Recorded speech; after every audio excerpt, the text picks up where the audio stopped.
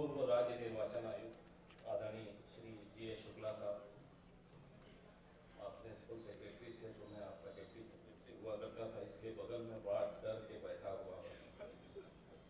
मुख्य निर्वाचन पदाधिकारी श्रीमती सलीना सिंह जी, आयुक्त भोपाल आदरणीय अजाज चतुर्वेदी जी, कलेक्टर भोपाल आदरणीय निशांत बरबड़े जी, आदरणीय श्री प्रहलाद सिंह टिपणिया जी, आदरणीय श्री राजीव वर्मा जी। एक बहुत बढ़िया भाषण मुझे सलीना सिंह जी ने लिख के दिया है, इसको मैं नहीं पढ़ूंगा क्योंकि इसकी बहुत लंबी चौड़ी चर्चा आप लोगों के सामने हो गई।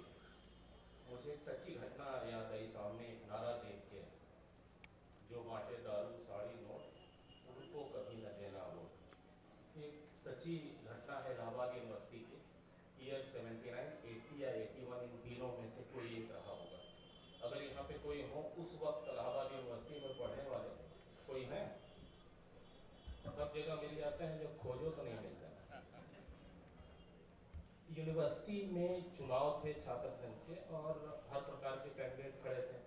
कुछ बहुत अच्छे कैंडिडेट थे जो प्रचार में पिछड़ रहे थे क्योंकि धनबल जनबल उनके पास कम था, उनके पास आइडियाज थे, यूनिवर्सिटी को आगे ले जाने की इच्छा थी उनकी। कुछ दादा लोग खड़े थे जिनके पास धनबल था, पशुबल था। पशुबल मैंने कहा, धनबल था। हम लोग जिनके पास बहुत पैसा होता है और नीयत अच्छी नहीं होती उन्हें धन पशु कहते हैं, तो कई बार धनबल की जगह मुझे पशुबल निकल जाता है। मैं उस समय अमरनाथ झा करके हॉस्टल है उसमें रहता था। हम लोगों ने तय किया कि इसका विरोध करना चाहिए। जो अच्छे लोग हैं पिछड़ रहे हैं, जो बुरे लोग हैं वो आगे बढ़ते जा रहे हैं, संभवतः चुनाव भी वही जीते। तो हमने अपने हॉस्टल में कुछ लड़कों के साथ हम बैठे कि इसका विरोध किया जाए, लेकिन दादा का विरोध करने के लिए साहस चाहिए, वो हम लोग पास न था। तो तय किया गया कि प्रकारांतर से इसका विरोध किया जाए जिसमें पिटने का भय भी न रहे और हम अपनी बात भी कहें। तो हमने एक फर्जी कैंडिडेट खड़ा किया। ये हुआ कि इसका नाम क्या होगा।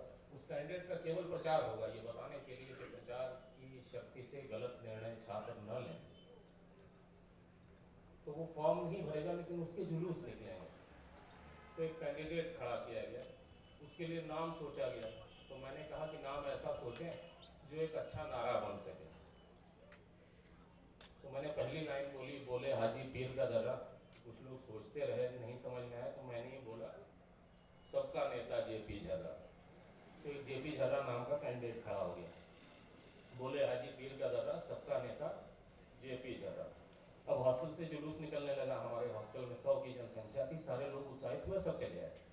और दो आदमी को कुर्ता पैजामा टोपी पहना करके हम लोगों ने जुलूस के आगे खड़ा कर दिया, वो हाथ जोड़ करके चलने लगा और जुलूस निकला और नारा निकला, गोली तमंचा मुर्गी ठर्रा, इनका प्रेमी जेपी झर्रा।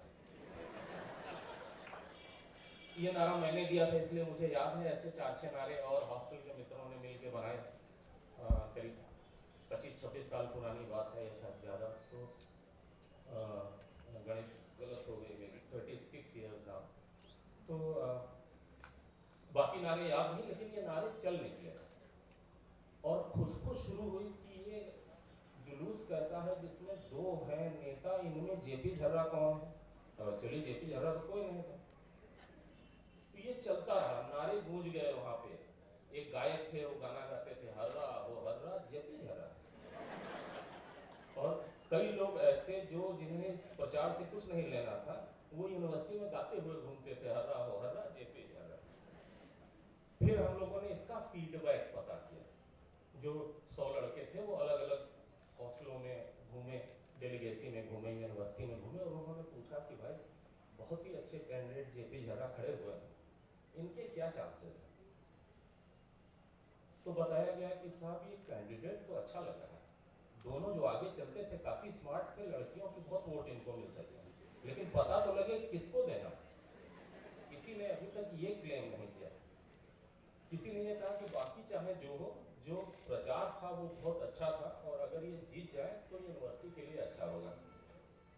कुछ लोगों ने ये कहा कि साहब प्रचार बहुत अच्छा किया लेकिन जीतेंगे नहीं, न ये इस पार्टी से है, न ये उस पार्टी से है, न उस पार्टी से है, न कोई इनके खिलाफ मुकदमा दर्ज है, तो कभी कोई काम कराना पड़ा तो कैसे ये कराएंगे। लोगों ने इस बात को नहीं पकड़ा, लेकिन नॉर्दर्न इंडिया एक्सप्रेस करके वहां पर एक अखबार निकलता था इलाहाबाद का, उसने बहुत लंबा चौड़ा आर्टिकल इस पर लिखा और उन्होंने एक एक चीज उसमें से निकाल करके दिखाई कि ये स्टूडेंट्स कहना क्या चाह रहे थे, जो वो जिन्हें सुनाना चाह रहे थे उन्हीं को समझ में नहीं आया।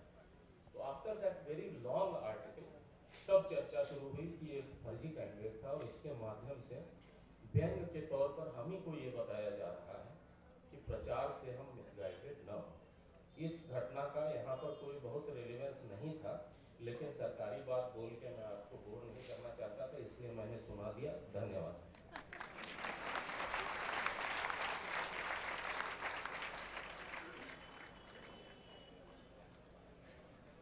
अब हम गंभीरतापूर्वक शपथ लेंगे। शपथ लेने में खड़े हो जाने में कोई बुराई नहीं है।